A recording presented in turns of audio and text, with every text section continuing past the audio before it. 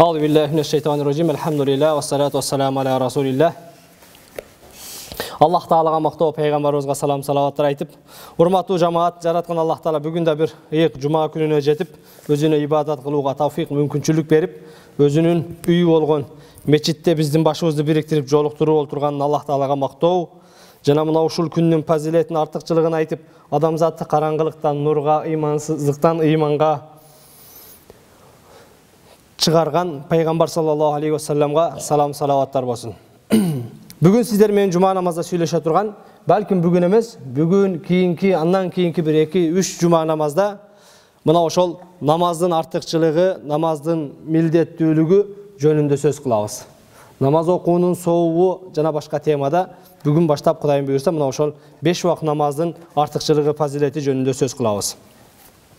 Хафизу аля салаватил хамс. 5 убак намазды бекем сактагыла, так аткаргыла.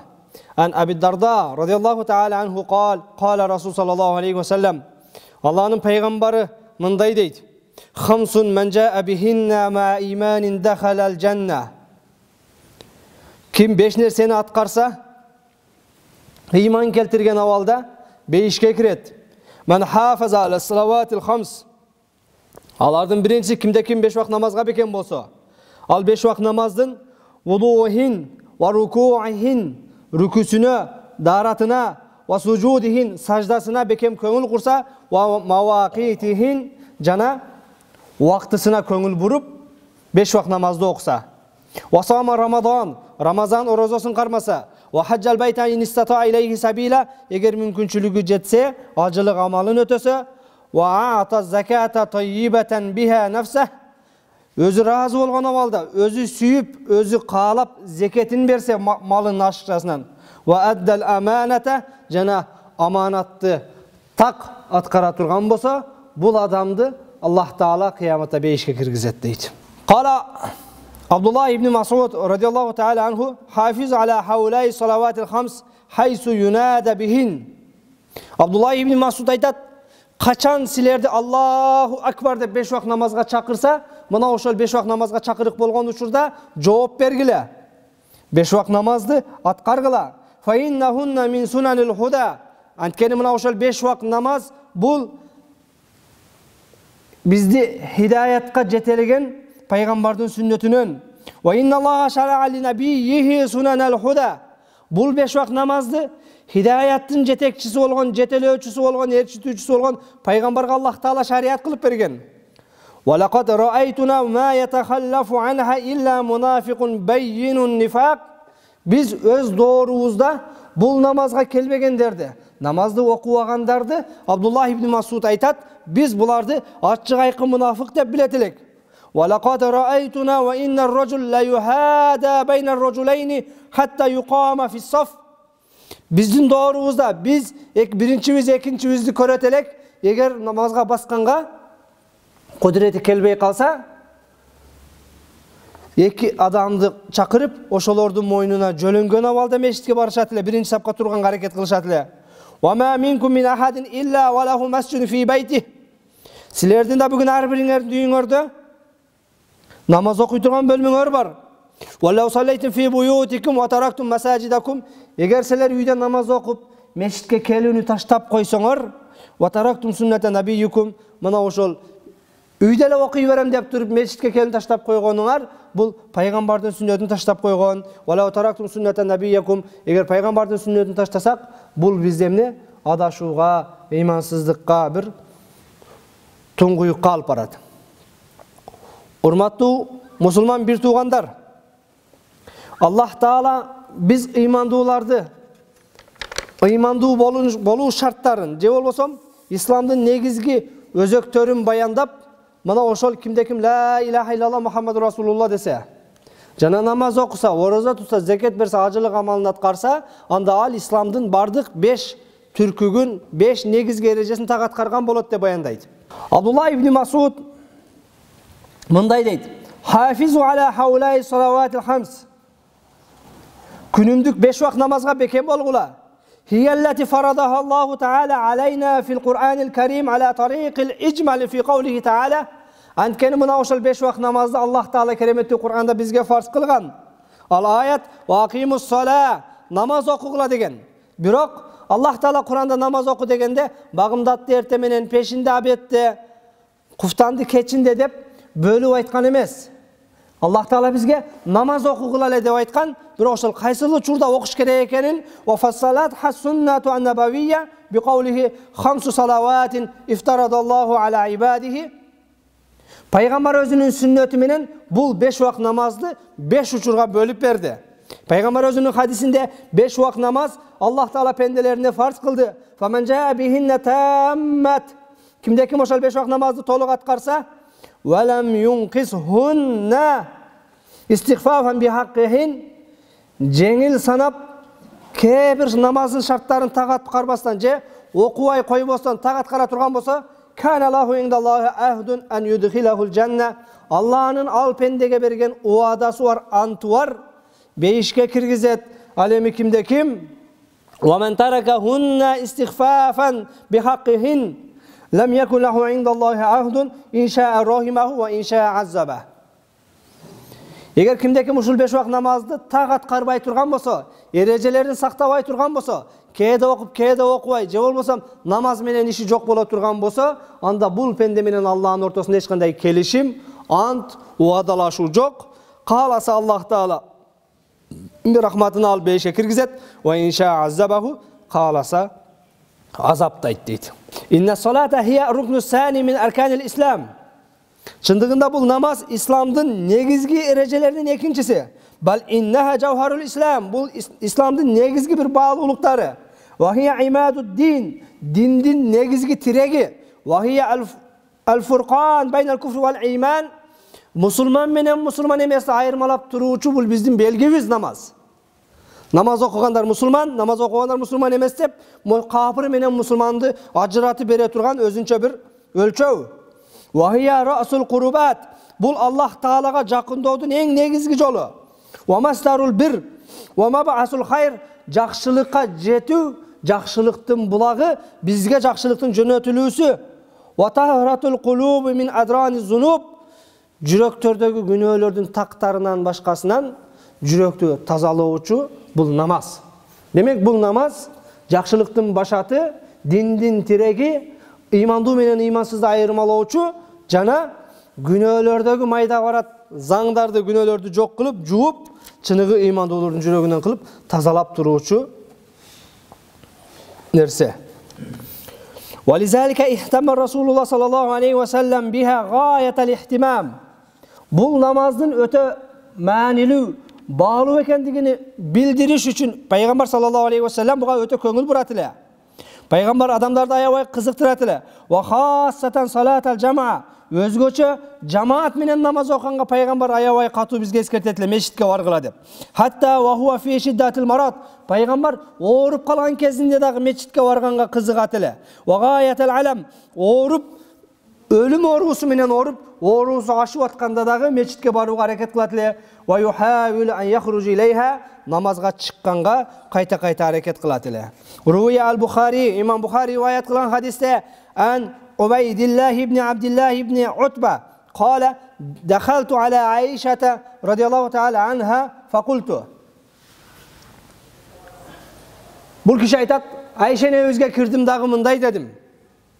Ала тухаддисини ан маради Расулилlah sallallahu aleyhi ve sellem. Пайгамбардын ооруп калган күндөрү жөнүндө мага сүйлөп бериңчи дедим дейт. Пайгамбардын жубайы Айшене өзгө кирдим дагы, пайгамбар ооруп, өлүм оорусу менен ооруп жатканда акыркы күндөрү өлүм учурунда эмнелер менен алектенди. Ошолор жөнүндө мага айтып бериңизчи деп Айшене өзгө суроо бердим дейт. Калат, Айшене өз мага жооп берди дейт.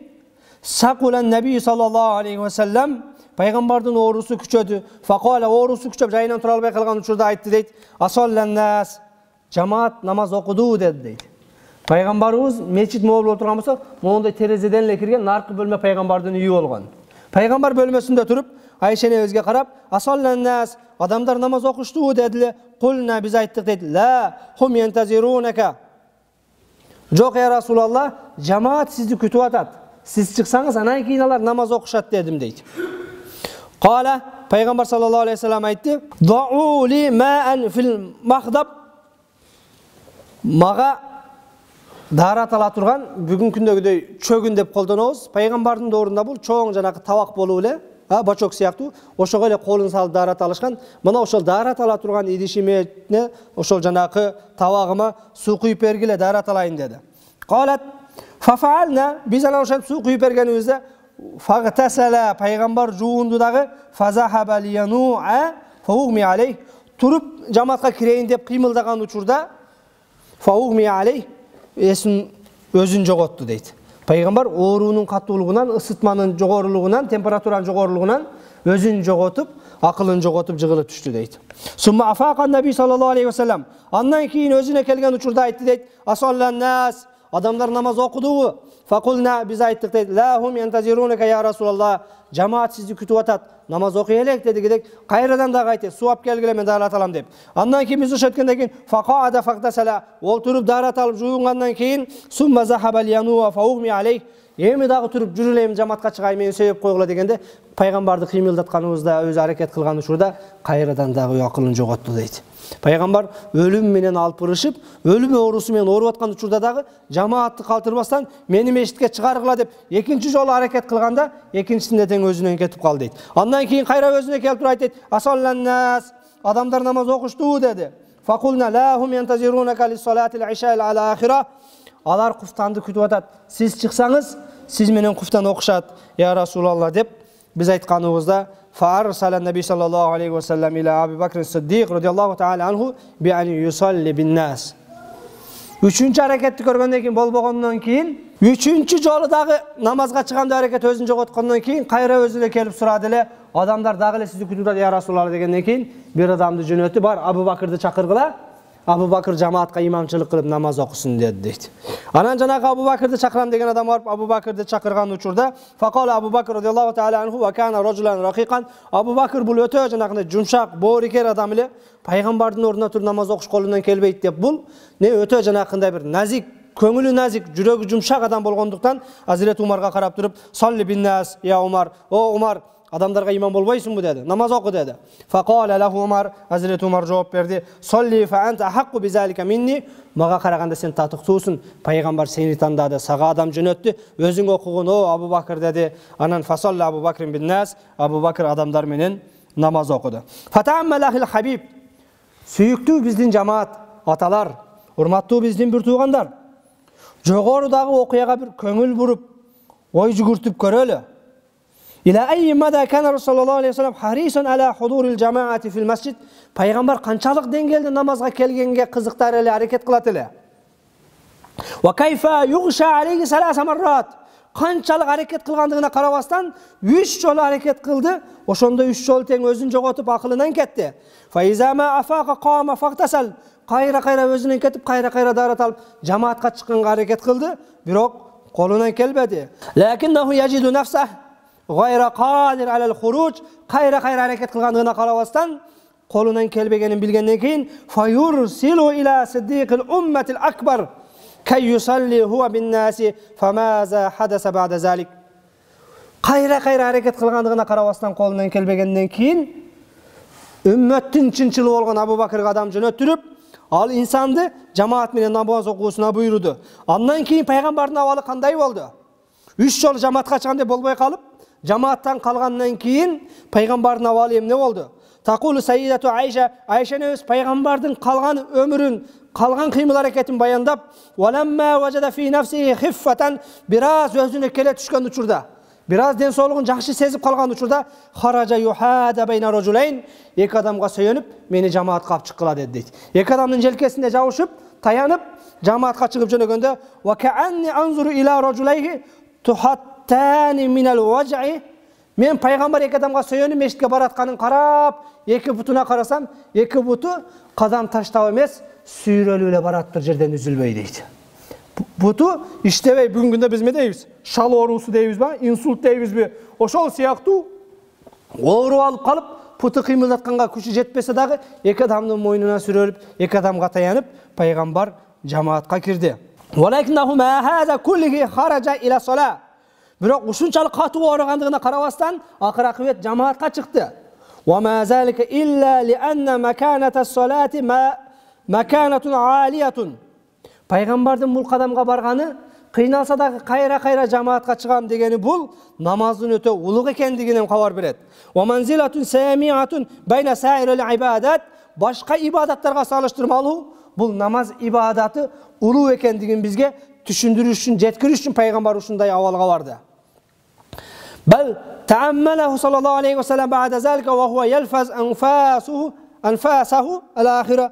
Пайгамбар акыркы демин алып аткан учурда, ажалы жакындап калган учурда дагы юадду хазиги дуnya yaqulu li ashabihi, бул дүйнө менен кошташып атып дагы өзүнүн сахабаларына мындай деди: хитаман ли васаяху, акыркы өзүнүн осуяттары катары ас-сала, намазга бекем болгула, факанат ахиру каламихи ас-сала ва ма малакат айманукум, намазга бекем болгула, намазды калтырбагыла, ва ма малакат айманукум, жана кол астыңардагыларга аяр мамиле жасагыла. Үйүңөргө келген аялыңарга, келиниңерге, кызматчыңарга, кулдарыңарга орой мамиле жасабагыла, адамдарга жумшактык менен мамиле кылгыла деп пайгамбардын акыркы осуяты үй бүлөңөргө жумшак болгула, намазыңарды калтырбагыла деп атып, пайгамбар саллаллаху алейхи вассалам бул дүйнө менен кош айтышып кетти дейт.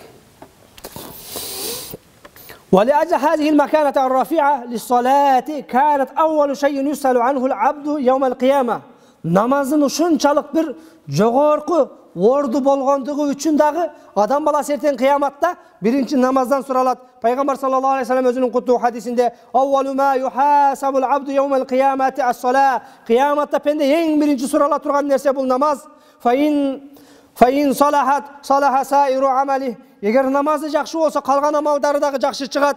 Ваин фасадат фасада саиру амали. Эгер намазы начар болсо, намазы ката болсо, намазы жок болсо, калган амалдары дагы туура эмес же жокко чыгат дейт. Ва мимма ядуллу ала азамати ва улуви манзилати салати байна саирил ибадат аннаха фуридат фис сама. Намаздын башка ибадаттардан артыкчылыгы, өзгөчөлүгү, же болбосо башка ибадаттардан жогору экендигинин дагы бир далили бул намаздын фуридат фиссама лайлатал исра вал мирач. Пайгамбар Исра Мирач кечесинде асманга көтөрүлгөндө асманда фарз кылынганы. Орозо, зекет, ажылык булардын бардыгы Мекке, Мединада фарз кылынган амалдар. Бирок намаз бул Меккеде же Мединада же жер бетинде эмес, Аллах Таала пайгамбарды өзүнүн худуруна алып, мына ошол 7-чи кабат асманда ошол жакта фарз кылып берген ибадат. Демек, бул намаздын ар бир ибадаттын өзүнүн фарз болуу тарыхы бар. Кай жерде, кантип, кандай деген. Аллах Таала бул намазды мына ошол пайгамбарды асманга чакырып, асманга көтөрүп, мына ошол асманда фарз кылган ибадат. Литакуна ми'ражан ликулли му'мин юсалли. Не үчүн Аллах Таала намазды асманда фарз кылды десе, мына ошол ар бир намаз окуган адам бийик болсун, улуу болсун деп Аллах Таала намазды асманда фарз кылды. Ярqa biha fis sama kullama istabaddat bihim shahawatun nafs. Качан нафстын шахваты, уктай бер, чарчадың, намаз окуа деп сизди кармаган учурда, бул 5 вак намаздын учуру келип калып, сизди мына ошол күнөөдөн, шахваттын, нафстын азгырыгынан алып, асманга бийиктикке алып чыгып кетиш үчүн Аллах Таала күнүнө 5 жолу намазды кайра бизге окууга фарз кылды. Балким бул намаз бизди мына ошол шайтандан башкадан алыстатып, кайра Аллага жакындата турган ибадат болгондугу үчүн дагы Аллах Таала бул намазды 7-чи кабат асманда балким мына ошол фарз кылды. Урматтуу жамаат, чындыгында биз Алланын буйругуна бардыгыбыз баш ийген, моюн сунган пенделербиз дейбиз. Бирок Аллага баш ийген, моюн сунган пенделерден талап кылынган эң биринчи нерсе бул намаз экен. Кыяматта намазың бар болсо, андан кийин калган амалдарың каралат экен. Кээде биз үй бүлөмдү багып атам, атамды карап атам, энемди карап атам, орозону Кудайыма шүгүр тутуп атам деп кээ бир нерселерди шылтоо кылганыбыз менен эртең кыяматта бул пенденин намазын кара дейт экен. Эгер намазыңыз бар болсо, андан кийин калган соо иштериңиз каралат экен. Эгер намаз жок боло турган болсо, анда сиздин ал делоңуздун ичинде мечит курган, медресе курган, башка курган деген амалдарыңыз каралбай деле калат экен. Birinchi namaz qaralат eкен, namazыңыз жақсы шықса, андан дағы қошымша қандай соғу бар екен деп, қалған іштеріңіз иліктен еткен қаралат екен. Демек, намаз жоқ болса, бүгін күнде кейбіреулерге ұқсап, кейде садақа беріп қойып, кейде бір жақсылық қылып қойып, же болбосам бағымдатты оқып қойып. Кеше бір тақсыр айтады, бір қошына ауыз бар дейді, бағымдатты оқиды, кешінде арақ ішіп қойды дейді, зато бір қылдым күнә болғам жоқ деп дейді.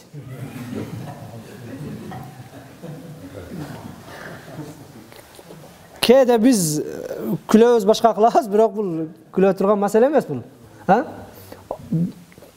Зато экөөм бір кылып койдум дейт экен да. Намаз бул 5 убак калтырылбастан так окула турган, жана ошондой эле мына ошол намаз адамдарды башка жака өзгөртө турган, оңдой турган намаз болуш керек. Аллах Таала Куранда инна салата танха анил фахшай вал мункар. Намаз бузукулуктан шарият инкар кылган, тыйган нерселерден тыят дейт. Демек, кейбир адамдардын намаз эмес эле тренировка болуп атыптыр. Жөн эле жатып туруп, ошо ден соолугуна гимнастика кылып атыптыр. Эгер мына ошол намаз сизди күнөөдөн башкадан тоспой аткан болсо, калтырбай багымда окуйм, бирок кечинде калтырбай тигини ичип да коем дейт экен да. Шейх Шарауи айтат: "Ва иза назарта иля салати важадтаха ма кауниха ла тасқут ва фиха куллу арканил ислам." Егер намазга көңүл бура турган болсаң, бул намаз исламдын 5 түркүгү бар дедик, ажылык, орозо, зекет. Мана ошол 5-өсүн тең өзүнүн ичине камтып алат дейт. Намаз окуган адам орозо туткандай болот экен. Намаз окуган адам ажылык кылгандай, намаз окуган адам зекет бергендей болот дейт. Кантип ал адам намаз окугандай зекет бергендей болот? Бул жакта баяндап туруп, айтып жетишкенге аракет кылалы. Шейх Шарауи айтат: эгер пенде намаз окуй турган болсо, бул исламдын калган 5-4 түркүгүндө аткарган болот. Лианнака ла будда фи салати ан ташадан ла илаха иллаллах ва анна мухаммаду расулуллах. Намаз окуш үчүн, же болбосам намаз окуган учурда бир канча жолу ашхаду ла илаха иллаллах, ашхаду анна мухаммаду расулуллах деген калиманы окуйбуз дагы. Мына ошол исламдын биринчи шарты болгон шарт бул намаздын ичинде айтылат. Фаррукнул аввал мукаррара фиха, кайра кайталанат керек болсо. Ва айдан итау зака, намаз окуган адам зекет бергендей болот. Фама хия зака, намаздын ичинде кантип зекет берилет? Инна заката хия шайун мин малин ю'та лил мухтаж. Чыныгы зекет дегенибиз бул мухтаждарга акчаңдан, байлыгынан бериле турган нерсе. Бай болсаң 40 коюң болсо 1 кой бересиң, ошол зекет. Намазда кандай зекет бар десе, ан tudahhi bi shay'in min malik. Зекет дегени бул байлыгыңдан bir бөлүгүн бирөөгө берүү. Wal malu fi urful islam far'ul waqt. Байлык деген, мал деген бул вакыттын bir бөлүгү. Вакыт дагы өзүнчө bir байлык. Биз коюң, атың, төң байлык деп эсептесек, вакыт дагы өзүнчө bir байлык. Факаннака дахайта би бa'di malika an-natij min amalika an-natij min istiglali waqtik. Сен намаз окуган учурда мына ошол эң баалуу болгон убактыңдын канчандыр бир бөлүгүн зекет бергендей болосуң дейт. Ва салату ла та'хуз мин ал-мал. Намаз бул байлыкка кирбейт. Валакин та'хуз мин ал-вакт аллази я'мал фиhi al-amal allazi yu'ta bil-mal. Бирок намаз өзү байлык болуп эсептелбеген менен намазга кеткен убакыт байлык дейт. Эгер намаз азыр бардыңыздар, ишти токтотуп коюп, намазга келдиңиздер. Эгер аз намазга келбегениңизде бир акча табат элеңиз, 10 мүнөт иштей койсоңуз, башка кылсаңыз. Бирок ошол эле сизге келе турган байлыкты токтотуп коюп, акча табуун токтотуп коюп, намазга келген убактыңыздын өзү байлык болуп эсептелет. Намаз байлык болуп эсептелбесе дагы. Илля анна салата ухизат минал вакти нафси минал асасил асил. Чындыгында бул намаз өзү байлык болуп, байлыктын bir бөлүгү болбосо дагы негизги байлык болгон байлык табыла турган нерсени алып коет дейт. Биз иштеп 100 сом акча тапкан болсок, бул 100 сом акча иштегениңден кийин, вакыттын кеткенден кийин келе турган нерсе. Намаз окуганда сен иштебейсиң дагы, байлык та келбейт, балким эмне? Мына ошол байлыкты башынан эле намазга буруп койгон боласың дейт. Изан хинама яхуз минал 24 саатан, эгер сенде 24 saatından saatan lis-salah. 24 saatından 1 saat namazga böle turgan bolsоң, yakunu qad iqtata'a juz'an min al-waqti faj'alahu lis-salah. Sen mana şu bir kündük ömürüңdүн çenelgen wagtысынан kээ bir bölügün alıp, jana 40 koyundan bir koyundu alıp zeketke bergen siyaktуу, 24 saatından 1 saatinde alıp zeketke berip atasın namaz üçün okuganda, namazga wagt bölgöndө. İzen fa fiha zakatun ahammu minel mal. Demek namazda zeketke karaganda dagı manilүүрөөк nerse var. Wa aydan fiha sawm. Namazın içinde oroza var. Wa ma huwa sawm? Öz biz bilgen oroza emneyle? Biz bilgen oroza bul. Jegenden anan ayaldarga jakındık kılgandan. Eki nersedен tıyılуу эле. Oroza degeni kursaktın jana farıştın kalagan nersesinden tıyılуу. Ekile nerseden tıyılas. Oroza emne dese bul an shahwatil batın wal farj. Nahara Ramazan. Ramazan kündöründө, Ramazandын kündüzdün günü ayalыңызга jakındık kılууdan jana je içүүдөн tıyılуу oroza болуп эсептелет эле. Ал эми namaz orozого karaganda көбүрөөк нерседен тыят. Balkim oroza ekile nerseden tıygan bolsa, namaz Allahu Akbar degenden keyin süylөгөндөн tıyat. Allahu Akbar degenden keyin biri assalamu aleykum dese, wa aleykum assalam dep жооп берүүдөн tıyat. Allahu Akbar degenden keyin mana ошол жанакы garoktoy болгон кичинекей нерсе тишиңиздин кычыгында калып кеткен болсо, ошону жутуп берсең, намаз бузулат. Керек болсо оозуңда тиштин кычыгында калып кеткен тамакты жуткандан тыят. Сырттагы нерсени жегенден эмес. Namaz bardык жакшы жана жаман адаттардан тыйгандан кийин бул орозого караганда күчтүүрөөк. Oroza ekile nersedен tiyatken, al emin namaz orozada tıyılgan nersedен da tiyat. Andan tışkarı kıymıl hareketten süylөгөндөн başka telefon süйлөшкөндөн telefon çıkıgandan da tiyat. Orozada o telefon çıksan bola beret. Birөө менен süйлөшсөң bola beret. Bирок namazda андай kıla albaysın. Balkim namazın içinde oroza dagı, balkim orozogo karaganda dagı manilүүрөөк dagı nerse var deydi. Orozon dagı özünü emne kılılat deydi, kamtup alat deydi. İzen fa fiha lawnun min siyam mutaalliqatuhu fil man'i awsa min mutaalliqati siyam. Demek körünüşte bul namazga orozogo karaganda dagı köbürөөк nersedен tiyat. Wa aydan fiha haccul bayt. Namazın içinde kerek bolsa acılık ibadati var deydi. Biz bilgen acılık kандай эле? Biz bilgen acılık boyunca لأنك تستهدر وأنت تصلي في بيت الله سبحانه وتعالى فتتجه إليه. Antkeni sen namaz uçurunda ne üçün az bardığız? Mo jakkara okuyuz. Bul jakты эмес, сол jakты эмес, же артын кире бериш жагыбызды эмес. Men turgan tarapты мына михрапты карап окуйбуз. Antkeni biz elestetebиz, mаңдайыбызда мына ошол biz acılıkka bargan Kaaba turat dep. Kaaba ушул tarapta dep turup, biz elesetip aldığımızga как будто Kaabаны koyup alıp namaz okuganday bolobuz. ولما كانت الصلاة هي الركن الواحد الذي لا يسقط عن المسلم جاءت فيه كل الأركان في شهادة لا إله إلا الله. Demek bu namaz İslam'daki 5 negizgi tirkek, türkük, ibadatlardan birini de kaltırbastan öz içine kamtı olat eken. Mına oşalardın biri katarı biz akırkısı mına oşal acılıkta ayttık. فَكَأَنَّكَ حَجَجْتَ بِقَلْبِكَ.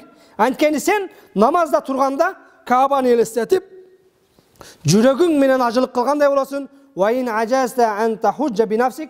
Özüң barıp Kaaba'nı aylangandan alsız bolsoң dagı, бирок özüңdü Kaaba'nın астында turganday elestetip, mına oşol жүрөгүң менен acılık kılıp, men Allah'ın астында turam, Allah'ın kıblasın karap turam, kıblasına жүздөнүp turam dep, özübüzdemne acılıktagıday siz etkenbiz. Mına oşul biz okup atkan 5 wagt namaz, mına oşol bardık İslamdın erejelerin belkim aşığı menen kamtıp algan eң maanilүү ibadat.